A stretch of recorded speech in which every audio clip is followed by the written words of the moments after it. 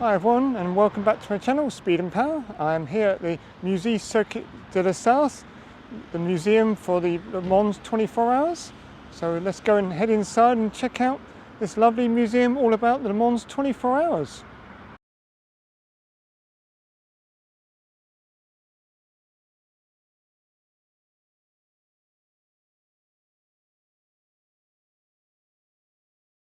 Hi everyone, and welcome to my tour of the Le Mans Circuit de la Sarthe Museum. So let's start off my lovely tour of this museum. So this first section charts the early years of the circuit and some of the famous names and people associated with the Le Mans 24 hours. People like Walter Bentley in 1888, Henry Ford II in the GT40s from the 60s,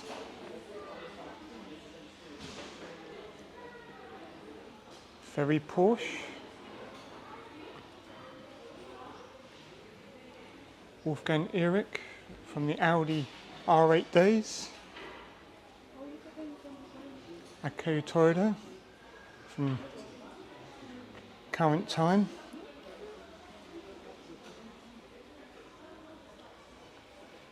these are all famous names, people associated with the race in their history. About this lady who was raced at Le Mans, one of the very first people.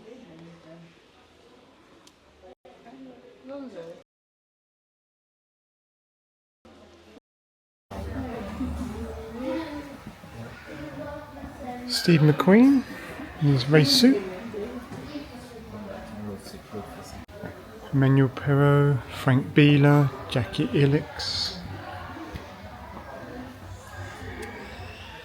Of course, 9 times winning, the most winning driver of all in history, which is Tom Christensen, won it 9 times.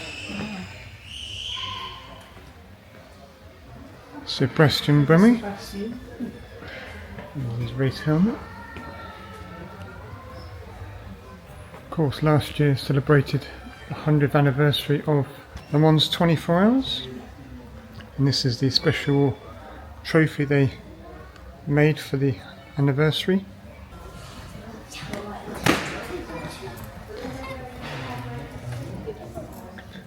Collection of motorbikes that have raced over the years here at Le Mans, because they also have a motorbike 24-hour race here on the Bugatti circuit, not the main full circuit, just the Bugatti circuit. Race bikes over the years.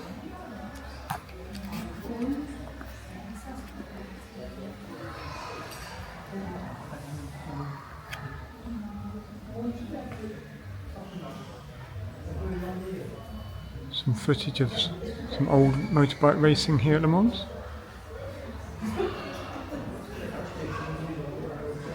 Indianapolis.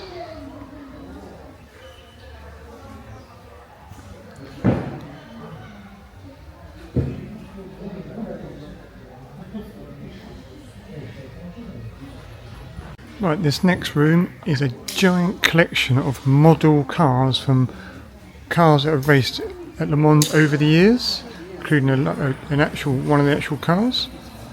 Check out this amazing room full of model cars, starting from the 1920s. So a load of Bugattis. 1925, 1927, 29. So each section chart each year, charts the years of some of the cars that took part.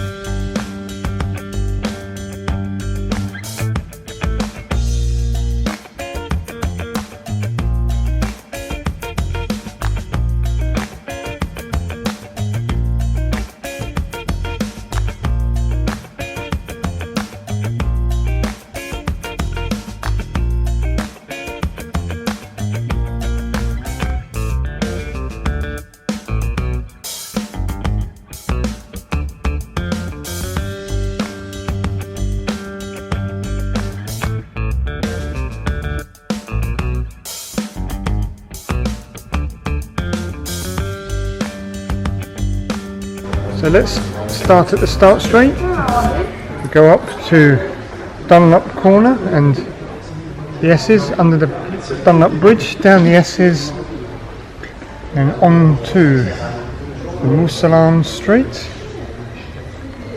And as you can see, the first of the chicanes.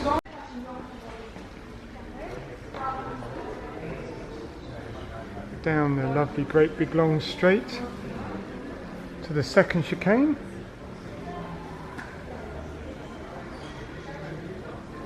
Down to Musee Corner. Virage de Musee it's called. You can see the speeds they do. They arrive at 324k right down to 90 kilometers an hour. All the way down here, right, going at 337 kilometers an hour down to Virage de Indianapolis, which is taken at 128k, down to Arnage, which is taken at 76k. Long straight taken at 312, down to Porsche curves, which are taken at 220, 260, 215, 200, down Mission Blanchard, down to the Ford chicane. They arrive at 290k, down to 46, then down to 120, and then back along the pit straight, and that is your lap of circuit.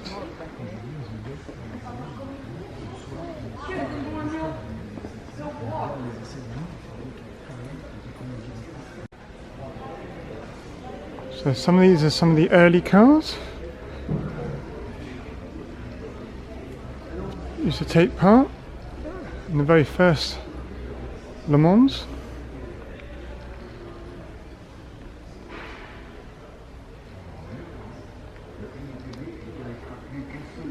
Charts the very early years of the race. These are era from the 1920s leading up to the 30s. Got cars like this lovely green Lagonda Rapide from 1935.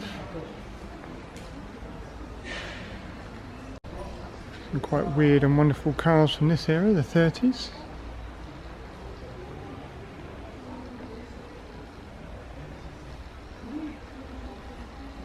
Now we're entering the 49 to 59 era, starting with this lovely Ferrari 166mm from 1949, one of the earliest Ferraris ever.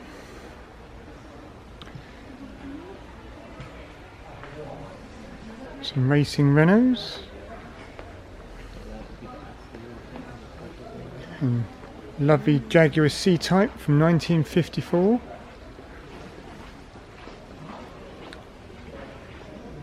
Porsche 550 RS Spider from 1954.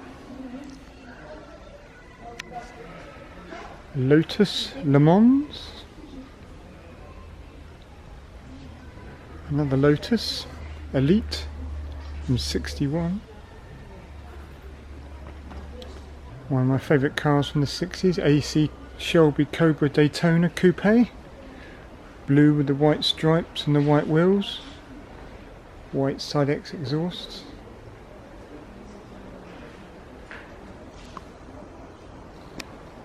What a lovely car that is. Next to it is a Porsche 904 GTS from 64. Next up we've got this gorgeous yellow 365 P2 from 66. What a beautiful car that is. Another Porsche 910 from 67.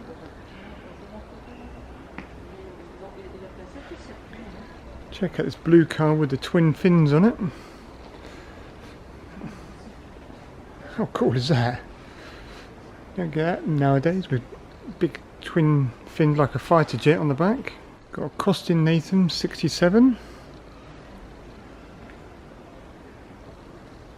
And then we've got pair of GT40s.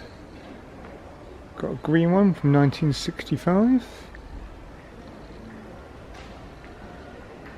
And we've got a 1964 GT40.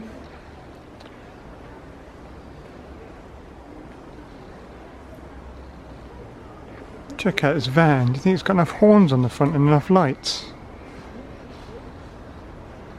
Huh.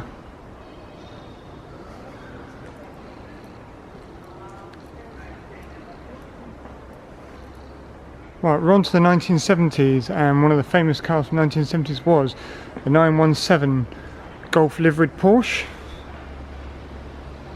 Obviously made iconic by the film Le Mans, with Steve McQueen in it, who drove one of these 917 Golf liveried Porsches against the Ferraris.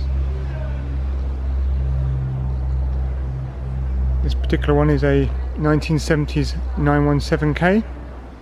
Next to it is another 917, but LH version from 71 with different bodywork to the K version, more aerodynamic bodywork. Nice little Alfa Romeo 33 TT3 from 72. Check out the rear mirror perched on high up in the air.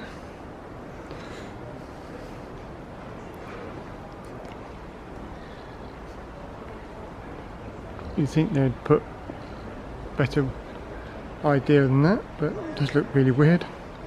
This is Ferrari's rival to the 917K in the Le Mans film with Steve McQueen. V12. Beautiful looking machine there. Cut out rear bodywork on it. So we got a 70s C3 Corvette, 73 Ferrari 312 PB, Alfa Romeo 33 from 1973, a Matra 670 from 74, 78 Ferrari 512 BBLM,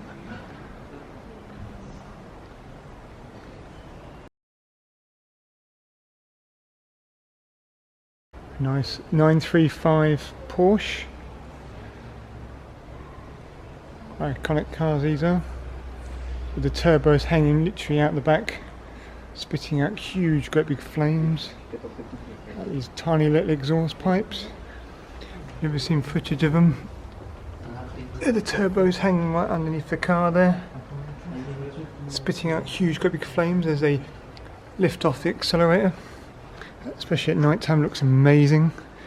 If you've seen footage of them, it does look amazing with the big balls of flames spitting out the back of the exhaust. Iconic car. These next three cars charts the history of Jean Arnoux, who was born at Le Mans, and his racing career as both a driver and a constructor.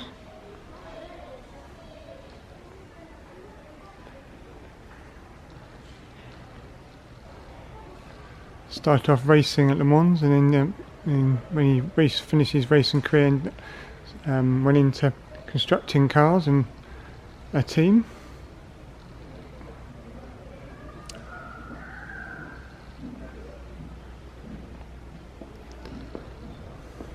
Three of these cars. So we reached the 1980s, and of course it was dominated by this one car here.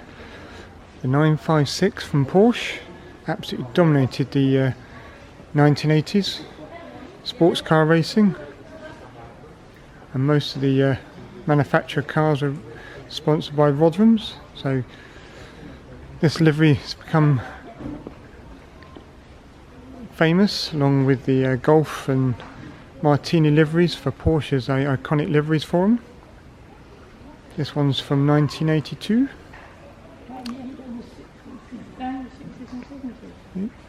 Next up we have the almighty 1988 V12 Jaguar XJR LM in the iconic silk cut colours. driven by Andy Wallace, Johnny Dumfries and Jan Lammers. This car, I think, won the championship that year.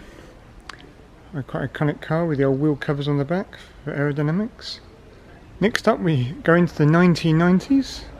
Start off with this lovely Peugeot 905 from 1991 with its V10. Next up we have my favourite car from the 90s.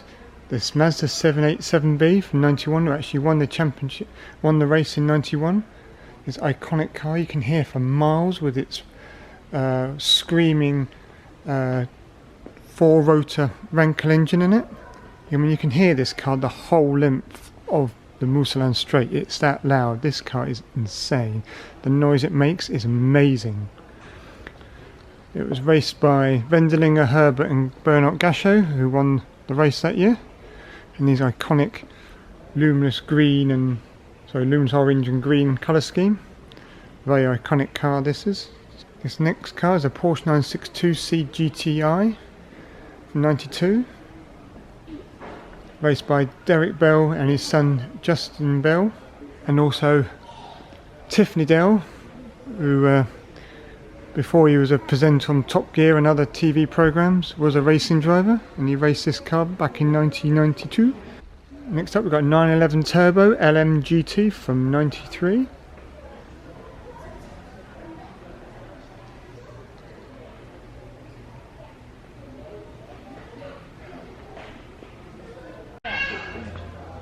Next up this 1994 Toyota 94 CV.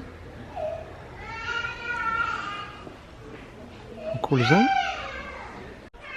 Next up this Courage Nissan from 1999.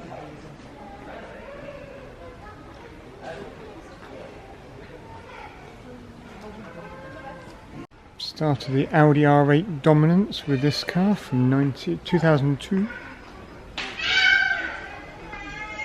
This car absolutely dominated the early 2000s, the Audi R8.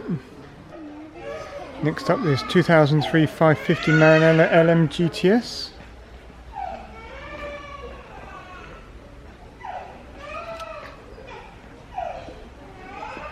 Pro driver with the team behind the 550 program.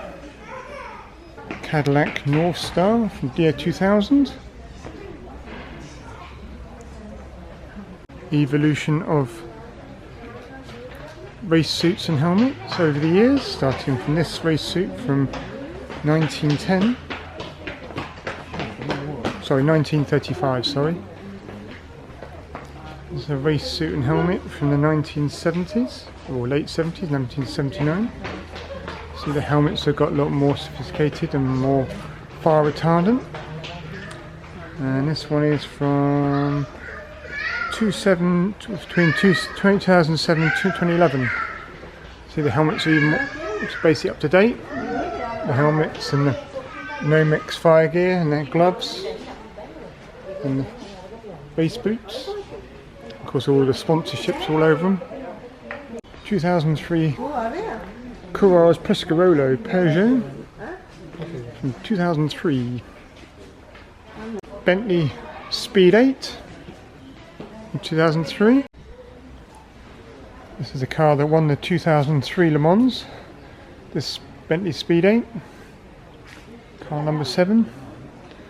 Driven by Guy Smith, Tom Christensen, Wanda Campello, pronounce his name? Capello. 2011 Peugeot 908. Another car number 7.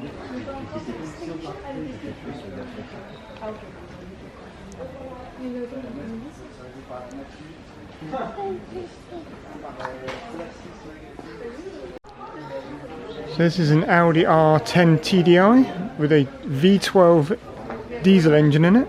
Yes, a V12 diesel.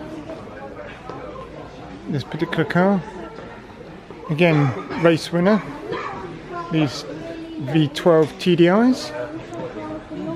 2013 911 GT3 RSR, 997 generation 911. We're now into the 2010 era. Start off with this 2013 Audi R18 e-tron, so it's got electric power. It's got 2 electric motors plus the petrol engine.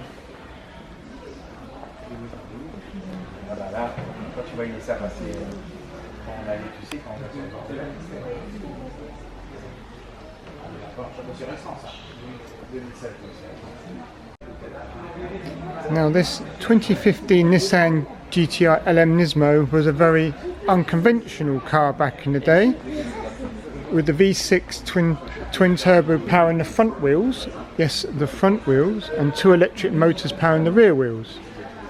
Sadly it wasn't very successful. I think both cars retired from the race, but a very unusual concept. Front engined, front wheel drive, with 2 electric motors at the rear.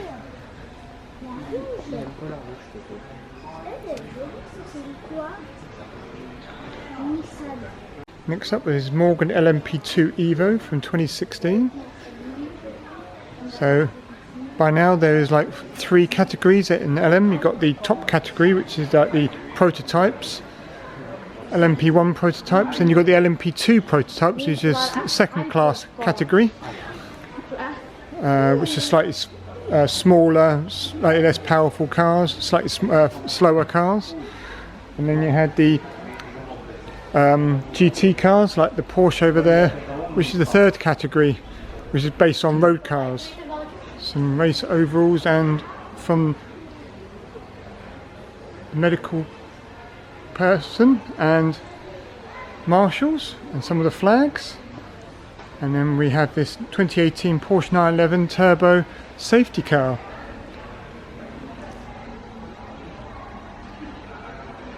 Finished in matte black with its gloss red stripe on it, and the big flashing light bar on the back. Because the circuit's so long, they actually have 3 of these dotted around the circuit. So when the safety car is called, there's 3 of them out on the circuit all at the same time, because the circuit is so long. And this year, because of the weather, the safety cars actually ran out of fuel. Yeah, these 911s actually ran out of fuel. They're out there so long, they had to come in for a pit stop themselves for fuel, because the rain was so bad, and at night time the cars were out so long, they had to refuel the safety cars. I think it's one of the first times they've actually had to do that. Right, we're up to 2016 now with the Porsche 919 Hybrid, a car that won Le Mans twice.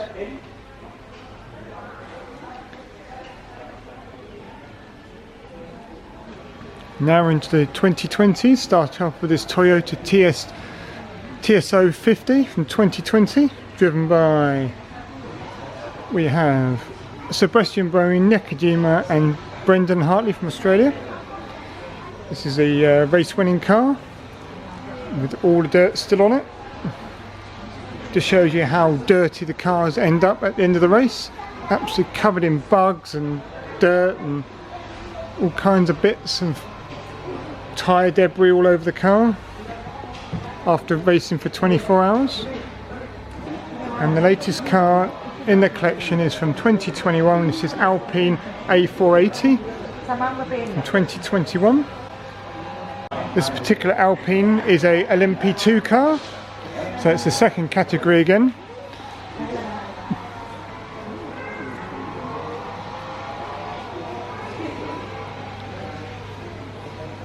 These two old classic cars are a little collection of from Jean Mellet. Must be a French racing driver. First car is this Alpine A110. Another Renault. This one is a 1954 Barquette C4 CV.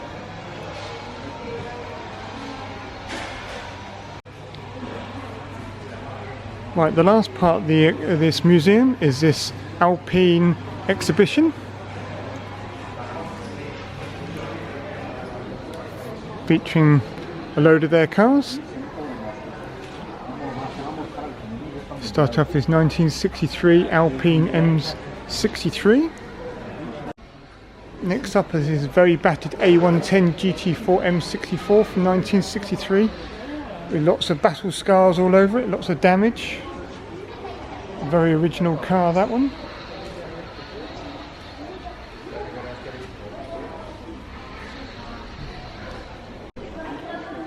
Next up we are Richie bang up to date. This is the 2024 A424 car from this year's race with its lights on.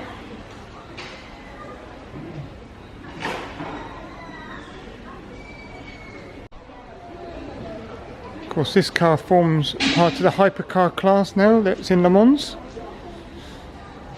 along with the Porsches, BMWs and your Lamborghinis, your Toyotas, your Peugeots, Cadillacs. Sadly this car didn't do that well this year. Next up we've got this A460 2016 LMP2 class, from the LMP2 class at Le Mans. 1969's A220. An A210 from 1966.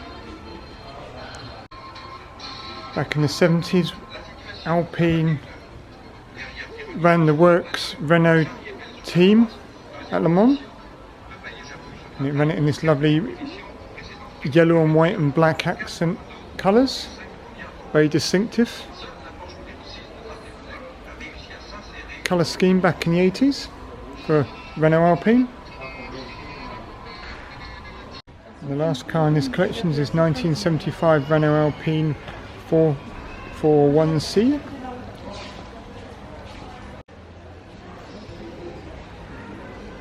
As you can see, Renault and Alpine were two separate companies, and Alpine then became part of Renault.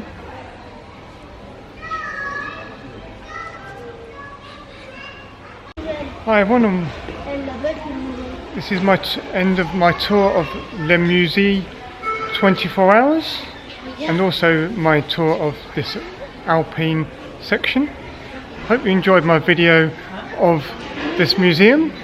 If you haven't already, please subscribe and hit the like button. And thanks everyone for watching, and goodbye.